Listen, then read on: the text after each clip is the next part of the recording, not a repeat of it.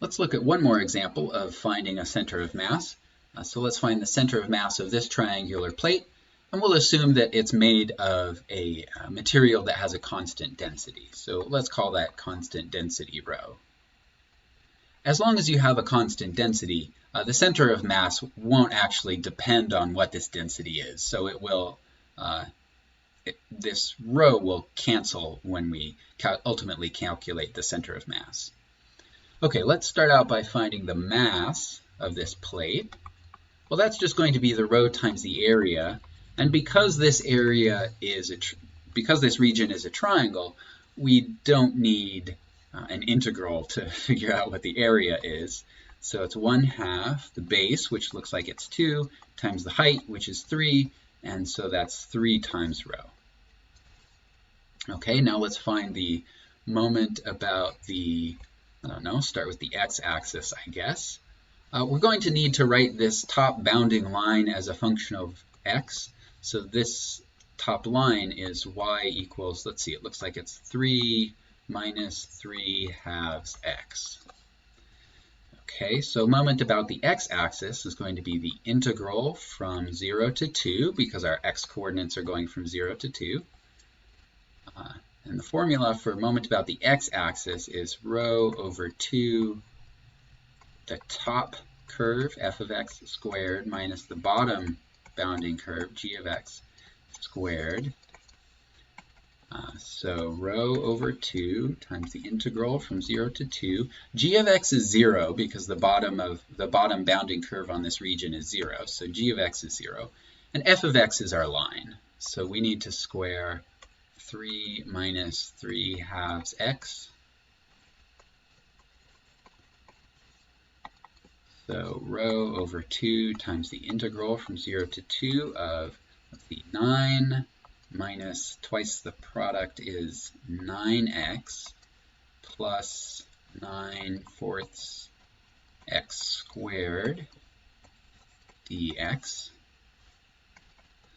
So rho over 2 times, now we can do our antiderivative, 9x minus 9/2 x squared plus 3/4 x cubed, I guess, from 0 to 2. When we plug in 0, we'll get 0. And when we plug in 2, we get 18 minus, so this 2 is going to cancel one of the 2's that we get when we plug in our 2. So that leaves behind another factor of 2 times 9 is 18. So these cancel, plus 3 over 4 times 2 cubed, but 4 cancels 2 of those factors of 2. And this 2 over here cancels the last factor of 2. So we get 3 times rho altogether. Okay, so that was moment about the x-axis.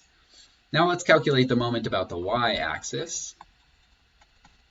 Moment about the y-axis was, let's see, integral from 0 to 2. It was rho times x times f of x minus g of x.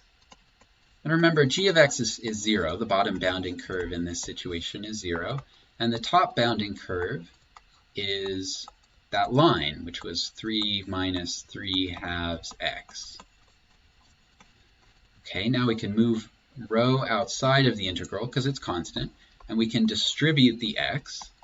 So we get rho times the integral from 0 to 2 of 3x minus 3/2 x squared dx, and then integrate.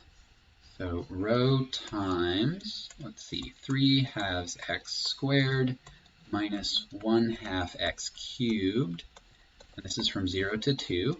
And this is a polynomial again, so when we plug in 0, we get 0. So let's just plug in 2.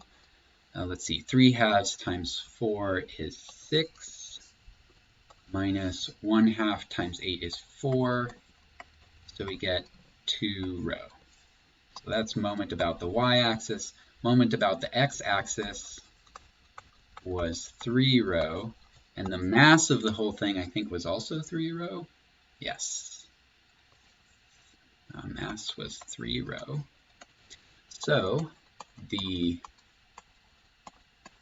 center of mass in the x direction, remember it's moment about the y-axis over the mass, so that's 2 rho over 3 rho. And center of mass in the y direction is moment about the x-axis over the mass, which is 3 rho over 3 rho. And so our center of mass is at 2/3, 1. As we expected, it didn't depend on rho. Let's go back and plot this point to see if it looks about right. So 2/3, 1.